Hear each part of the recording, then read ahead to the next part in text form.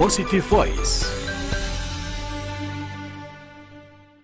Nah, ini paling penting sekali adalah kita harus mengenal diri kita, siapa diri kita, mau kemana kita, ada apa dengan kita dan sebagainya. Karena kalau kita sudah mengenal diri kita sendiri, maka insya Allah kita akan tahu, oh kita di dunia ini tuh sebetulnya untuk apa gitu ya. Allah ciptakan kita untuk apa. Maka kalau kita sudah sadari itu, kita tidak akan bermain-main di dunia ini dengan begitu membuang waktu dengan percuma. Tapi Anda punya satu tujuan yang pasti bahwa suatu saat saya akan kembali kepada Allah dan saya pertanggungjawabkan apa yang di dunia ini, sehingga harus bisa punya bekal yang terbaik. Nah, ini penting ya, penting banget, karena kalau itu tidak menyadari itu, kita terlena dengan kehidupan dunia. Maunya selalu mau selalu seperti orang lain. Padahal sebetulnya kalau kita ingin sukses, jangan ikuti orang lain, tapi kata hati Anda dan apa yang Anda miliki, itu kita menjadi sebuah orang yang sukses untuk dunia akhirat.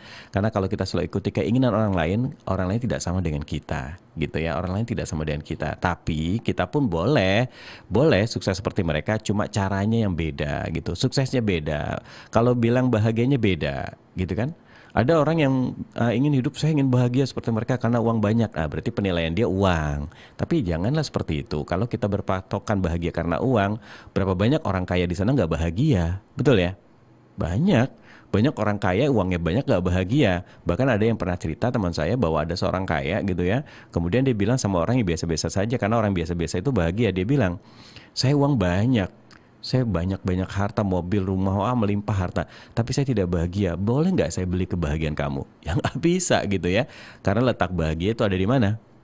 Ya, ada di hati. Bagaimana cara pandang kita dengan kehidupan ini, bagaimana cara pandang kita tentang apa yang kita terima, itu kita akan bahagia. Banyak orang tidak bahagia karena apa? Hatinya selalu berpikir bahwa dia selalu ingin banyak harta, selalu ingin punya rumah yang bagus. Hatinya diisi dengan seperti itu, bukan hatinya diisi dengan ada Allah dan Rasulullah. Kalau kita isi hati dengan Allah dan Rasulullah, semua kebahagiaan itu dari Allah, Rasulullah, dari Allah, ya udah kita akan tenang, kita akan bahagia gitu ya. Jadi bahagia letak dari hati dan cara pandang kita. Masya Allah. Dan pagi ini yuk, kita harus bisa bahagia. Jangan sampai kita tidak bahagia. Dan tentunya kalau sekarang Anda sedang diberikan ujian sama Allah, Anda jangan merasa tidak bahagia. Allah itu sayang sama Anda dan Allah akan memberikan terbaik kepada Anda dengan ujian-ujian yang diberikan. Karena dari ujian itu ujungnya juga bahagia kok, kalau kita mau belajar dari setiap ujian, kalau kita mau sabar dalam setiap ujian. Nah, kata kunci bahagia adalah salah satunya adalah kesabaran. Sabar bukan berarti Anda lambat untuk sukses, bukan juga hilang Anda tidak tegas dengan sabar, tapi kesabaran adalah memilih waktu yang paling tepat untuk segera bertindak. Bahagia itu karena sabar. Kalau kita sabar, tenang aja dulu, sabar tampil melakukan sesuatu, maka di akhirnya pasti akan bahagia. Berapa banyak orang yang nggak sabaran gitu ya, pengen dapat sesuatu dengan instan, ujungnya nggak bahagia, di penjara tuh, iya kan? Iya, karena dia nggak sabar untuk mendapatkan harta. Dengan tidak sabar, dia cari cara instan, akhirnya setelah itu ketahuan, korupsi. Nggak bahagia kan? Tapi kalau kita sabar, kita jalani hidup ini dengan begitu nikmat gitu, karena Allah, ketentuan Allah, maka indah pada akhirnya. Gitu, indah pada akhirnya. Saya pernah katakan juga, pernah cerita bahwa ada seorang yang ingin naik ke angkot gitu ya, tapi nggak dapat, angkotnya selalu penuh. Dia nggak sabar, dia sabar, angkotnya penuh, ya udah dia pulang gitu ya, dia pulang nggak jadi pergi karena sudah telat. Ternyata dapat kabar angkotnya itu tertabrak atau tabrakan atau kecelakaan. Sabar kan dia nunggu angkot tadi nggak dapat, akhirnya dia pulang karena sudah kesiangan. Ternyata apa? Allah memberikan terbaik dengan dirinya. Akhirnya dia bahagia. Ya Allah, untung saya nggak naik angkot itu ya, yang tadi penuh sekali. Ternyata Allah berikan sesuatu yang lain, indah pada akhirnya. Gitu juga dengan kita ya sahabat. Jadi hari ini berbahagialah, jangan sampai Anda tidak bahagia. Karena sekali lagi saya katakan, ujian itu karena Allah cinta sama kita. Jadi janganlah Anda mengeluh atas ujian yang Allah berikan kepada Anda, karena itu sekali lagi tanda cintanya Allah kepada kita. Oh sayang Allah. Justru kalau kita nggak diuji-uji sama Allah itu nanya, kayaknya nggak ada ujian ya. Padahal ujian itu naik kelas ya. Anda sekolah nih, Anda sudah banyak belajar, tapi nggak diuji-uji. Rasanya enak nggak sih? Coba bayangin.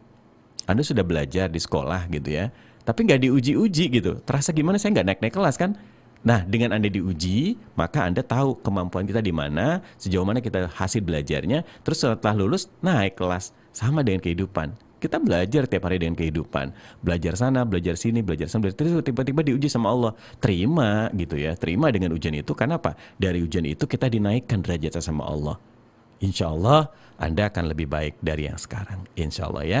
Dan jadikan sabar sebagai teman baikmu karena apa ya? Jadikan sabar sebagai teman baikmu karena sabarlah yang akan membawamu pada ketenangan dan kemenangan yang sesungguhnya. Nah, ini kalimat terakhir nih.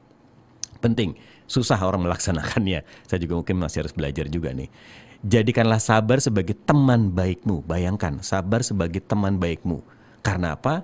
Karena sabarlah yang akan membawamu pada ketenangan dan kemenangan yang sesungguhnya. Berapa banyak sekali lagi saya katakan orang gak sabar akhirnya terpuruk karena tidak memiliki kesabaran. Yuk, dan satu lagi selain kesabaran adalah selalu saya katakan ikhlas. Ikhlaslah dalam mengerjakan sesuatu yang baik akan membuat hasil menjadi berkah meskipun pekerjaan tersebut tidak disenangi. Saya ulang ya. Dalam sabar tadi juga harus ada ikhlas, dan ikhlaslah dalam mengerjakan sesuatu yang baik yang akan membuat hasil menjadi berkah. Membuat hasil menjadi berkah ya, meskipun pekerjaan itu tidak kita senangi. Banyak ini terjadi. Anda sekarang kerja nih, banyak di antara sedang kerja. Anda ngerasa kerjaan itu Anda nggak senangi, tapi Anda kerjakan dengan begitu ikhlas, jalan gitu, padahal nggak disenangi. Tapi hasilnya apa? Ternyata pimpinan Anda memuji Anda dengan pekerjaan Anda. Nggak disadari kan? Oh iya, padahal saya nggak suka kerjaan ini, tapi karena saya kerjakan dengan ikhlas, dengan begitu tenang gitu ya, dan akhirnya ternyata hasilnya bagus karena kita kerja dengan ikhlas. Yang tadi kita tidak senangi, tapi ternyata dapatnya adalah indah. Bos Anda suka dengan Anda, pimpinan Anda suka dengan Anda dengan hasil kerja itu.